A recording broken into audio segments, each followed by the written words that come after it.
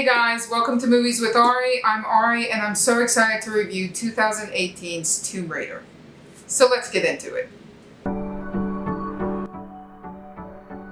So Tomb Raider changes a lot throughout timelines. I am a huge Tomb Raider fan. I've always been a huge Tomb Raider fan. Lara Croft is actually my favorite video game character. I am truly inspired by her every time I watch any of the movies. If I play any of the games, I am a huge fan. I am more of a fan of this new era than I was of the previous ones. Now, I played all the originals. I've seen the Angelina Jolie ones. I am not impressed with the Angelina Jolie ones. I'm sorry, people that are fans of that one. I'm not about it. It is part of Angelina Jolie's, or part of the first generation of Tomb Raider, which they did very well with those. I am part more so of, even though I love the originals, I love this new generation, which is the third generation of Tomb Raider. So there's been 3 of them. This is the third era. And I think what I love so much about this era of Lara Croft is it's more of a gritty, intense character. You get a lot more grit out of her. You get a lot more bloodiness and more realistic parts of her. I mean, no one's going to look that perfect like the original ones. But I know that's just how video games were made. She was very sexualized back then. And that's just something about Lara Croft that is just very different in this new era. I don't find her more as a sexualized character now. I find her more as this nitty gritty kind of character who does what needs to be done to get the job done. And I really love this new Lara Croft and this new era they went with. I think it's more accurate to who I think Lara Croft was. Now, I know the older Lara Crofts are kind of like an older version, I guess, of Lara Croft. So this is like her origin story.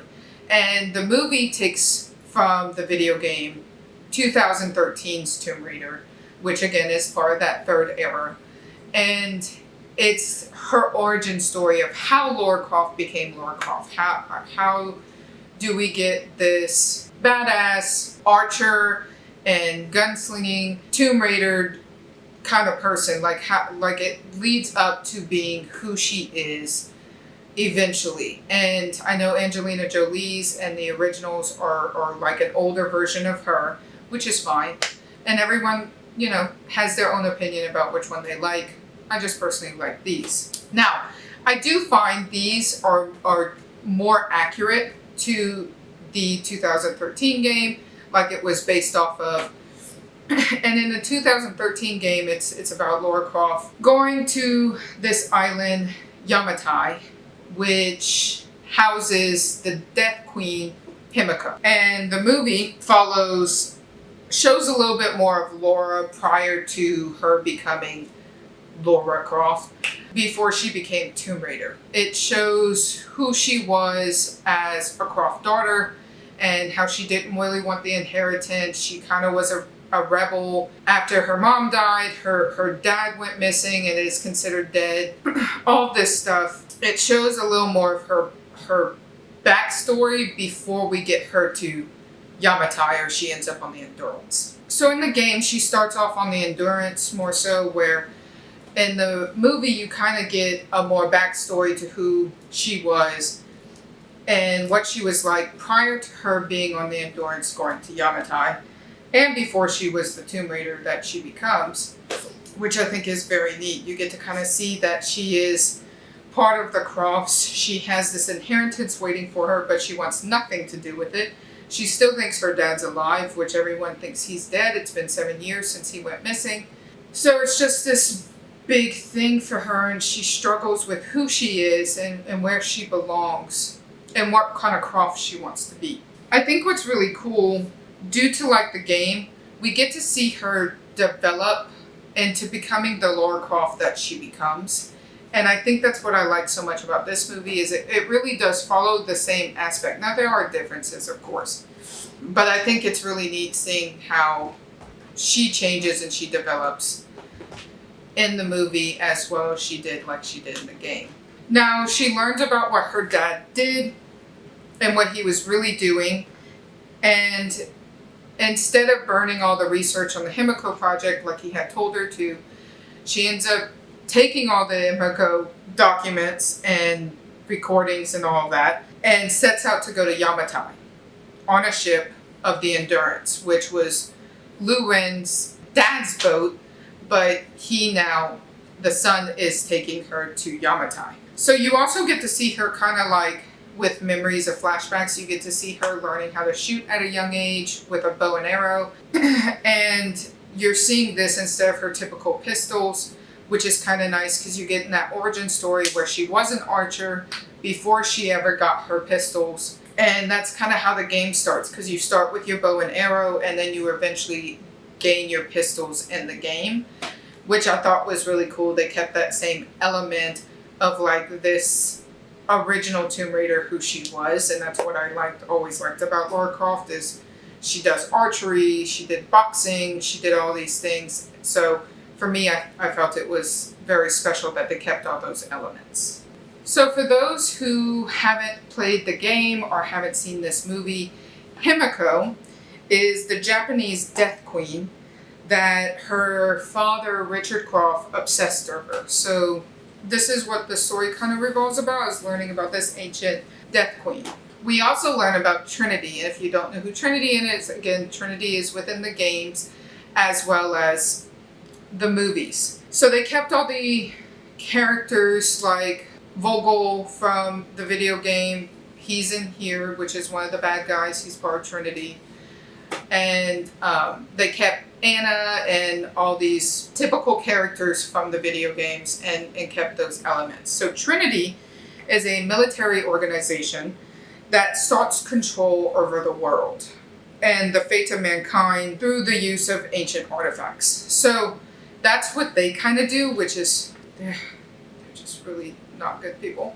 So that's who we end up meeting when we get to the island, and who ends up capturing her when she gets onto the island is Trinity.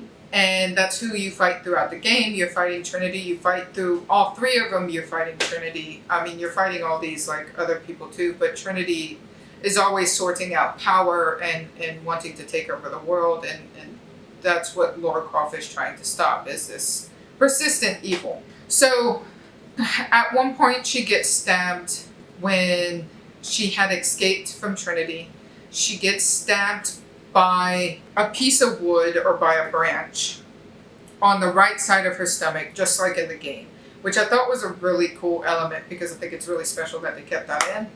And I feel like people always give this so much crap sometimes, but one of the things I've noticed with Lara Croft is people are like, well, she wouldn't have survived if she pulled the tree branch out of her, the piece of wood out of her, because you would have bled and you would have done this or whatever.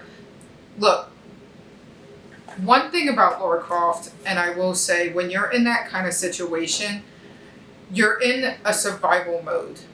You are in survivor's mode. That is what you are doing. You are trying to survive. That's all that matters. And as humans, we have a flight or fight response. So when you are in a situation that is dangerous, you're going to either choose to fight or fight. And for Lara, she is, throughout the games and throughout the movie, she doesn't feel any of the pain that she's gone through. Whether she's fallen off of stuff, whether she's been beaten up or she's been shot at, or whatever the case is, she doesn't feel any of that. And the reason why she doesn't feel any of that is because 99% of the time, she's in survival mode. And the 10% that she does feel it is usually when she gets out of that survival mode and no one's attacking her at that point. And then she figures out how to handle the attack on her body, and she learns how to medically take care of it. Because in the movie, she does get stabbed by the tree branch, but she ends up having to kill a man because she was still in survival mode. It wasn't until she met her dad in the movie that she ends up getting bandaged up. So because we stay in that flight or fight mode until we get to where we need to go. And if you're on that survival mode, then you're going to stay in that survival mode until you get out of it. And so for Lara, 99% of the time or 90% of the time, She is running literally on adrenaline. That is what survival mode is. Survival mode kills the pain in your body and uses adrenaline to pump it so that way you can keep fighting and you can keep going. Even though you're in pain, it's neat because she's always running out of adrenaline to survive, but her mind and body becomes so focused on combating danger that she's not thinking about the rest of her body that's hurting. So your brain, when you're in survival mode, will shut off certain parts and turn on certain parts, such as heightened senses, and creating more adrenaline. So shut off the parts of the pain that you're experiencing to turn on all that adrenaline and those heightened senses, so that way you can get out of the situation you need to get out of. And I think people overlook that aspect of Lara Croft in the movies and the games. And I think people tend to forget, if you haven't been in a survival mode before, that you never experienced this fight or fight situation. And so she, in all of the games, or even in the movie, she is literally just trying to survive. And she's in survival mode. I would probably give this, from a game to movie aspect, and as a movie as well, I like it so much I'll give it a 4 out of 5. As a filmmaker, I mean, I will say, like, this cinematography is really great, the lighting's really great, the makeup's done well, the characters are done well. I mean, just everything, nothing looks fake within the story. Like in my previous ones I've talked about, like, it looks realistic. Now, there's things I think from a game to movie standpoint, I think that could have been changed a little. And I think that's where this comes in. I do say, from a video game standpoint to a movie, I think it's the closest adaptation ever. I know that's a strong word, but I think personally, I think it was a very strong and close adaptation from game to movie. I love the involvement of the puzzles that they put in. And just like the game, you had to figure out these riddles and these puzzles throughout the game to get where you needed to go. And I like that they put that same element, that Laura had to figure them out. And I think I liked how they implemented Laura and Vogel and Anna and Richard. Like, I think the whole cast was really well done. You got to learn the cast like you did in the game. And they kept the same elements and who these characters were and their relationships and things like that. So I really did appreciate that as well. Now, one of the big differences is the way Richard Croft dies. He doesn't die on Yamatai in the game. He dies in Croft Manor. And this is a big thing because Anna was the one who was ordered to kill him, and she couldn't bring herself to do it. And then they sent out another agent to kill him, and they murdered him in the house. And Laura is actually the one that finds him. And I think that has such an impact because she was like between 9 and 11 when she found him. And I think that has a much bigger impact than the way he dies in the movie, or her seeing him on Yamatai, or him being on Yamatai. I feel like his death was much more impactful in the game than it was in the movie. And I think that's one of the biggest differences for me.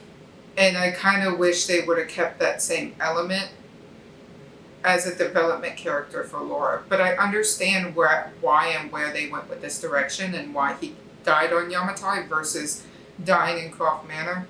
But I find it was just more impactful in the game for sure. They also don't show this mystical side of Himiko that you get in the game, because in the game you're fighting Himiko, and because they're like bringing her back to life, and so you're like in her crypt and stuff. It's just different in the way like they portrayed it in the movie versus the game.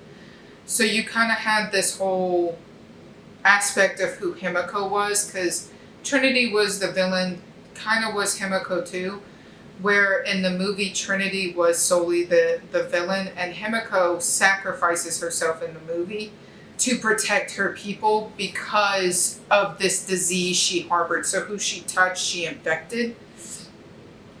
And she was killing people. So she felt in the movie that I'm better off sacrificing myself. So Himiko had sacrificed herself for the greater good, where in the game I feel like she was more evil. So she had a little more aspect to that, like different concepts. But I think it was still a very good like move from like, and you also weren't in the temple too, I think, because we were in the temple in the game in the end. So you also weren't in there. But I really do like how they did the changes in the movie, even though I love the game so much. The changes really didn't bother me actually as much to the movie because I think the movie was done so well. So I didn't think it really needed to be changed. I think it depicts the third era of Lara Croft really well. And it shows who she was prior to Yamatai and ultimately the Lara Croft she eventually becomes later on in the games. And I think that was really special in this movie. So I really did like it. So what did y'all think about this movie? Did y'all like it more than me? Did you like it less than me? Let me know down in the comments below. Also, please let me know any other movies or TV shows or games to movies that y'all are interested in me reviewing for you guys. I really do enjoy this, so let me know down in the comments below. And as always, see you on the next one, guys.